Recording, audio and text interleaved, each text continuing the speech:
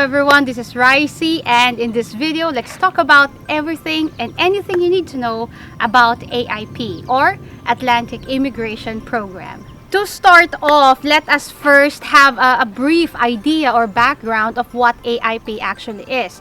AIP essentially is a PR pathway for international skilled workers and international students to come, live, work, and stay in Atlantic Canada. So Atlantic Canada means PEI, Newfoundland and Labrador, New Brunswick, and Nova Scotia. This AIP program or pathway has got designated employers. These designated employers have got the autonomy to hire people from outside the country and international students as well without having the need for extra documentation such as LMIA or the LMIA. LMIA is a hard document to get, and the reason that not a lot of employers would hire anyone under LMIA, and the AIP program essentially cuts out the idea of LMIA and makes the pathway and the hiring process for the designated employers to be easier for them. So there are many designated employers within AIP. In Nova Scotia, as of June 2022, they have got 353 designated employers, 87 in PEI, 171 in Newfoundland and Labrador. And the province of New Brunswick did not release its list of designated employers as yet. And therefore, that's something that if you are absolutely interested with the designated employers within New Brunswick, I certainly recommend that you go on and search. Essentially, we do not know when will the province release its list of designated employers. So back in April 2022, the Atlantic provinces announced that this is a regular or a permanent pathway. It used to be just a pilot program, but with the success of this program, it has now become a permanent pathway for PR. So here are the basic eligibility requirements to be eligible under AIP. The first and foremost, which is the most basic one, is for you to have a job offer from a designated employer of AIP. And second, the job offer must be under NOC 0, A, B, and C. These are the jobs that require college degrees or university degrees. These are the managerial jobs or jobs that require specific trainings on certain skilled jobs. The third one is that you must have 1,560 hours of experience on the job that you were offered in.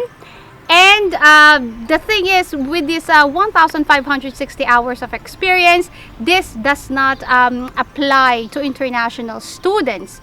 And therefore, if you are an international student, you don't necessarily have to have the amount of experience if you are a full-time student or you were a full-time student in the Atlantic Canada. You finished a 2-year degree course. The third one is that you live in Atlantic Canada. And the fourth one is that you are legally staying within the boundaries of Canada. By the way, guys, if you are an aspiring international student to Atlantic Canada or in Canada in general, and you haven't got any idea where to start, what career to choose, what program, which school to go to, which school does not require IELTS for you.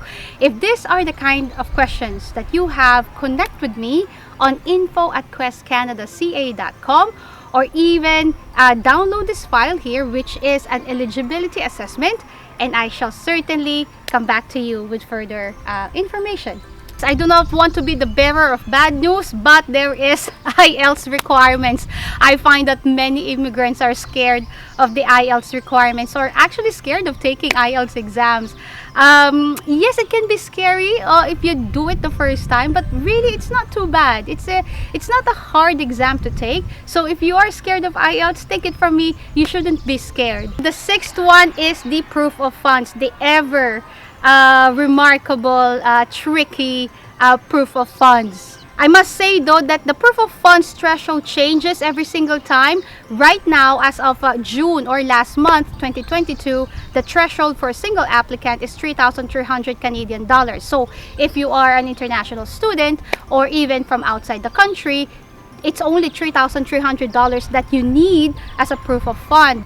But this proof of fund, or this value, increases if you have got another person within your family. If you're 2 persons, 3 persons, 4 persons, this value naturally increases, on average $1,000 per person. If you have the opportunity to increase the amount of money that you have, most especially if you are from outside the country, I would certainly recommend that you have a cushion on your finances, because you'll never really know what's gonna happen when you move here. Inflation is ripe, most especially here in the Atlantic. The cost of living has increased dramatically. I created a file on the cost of living here in the Atlantic Canada.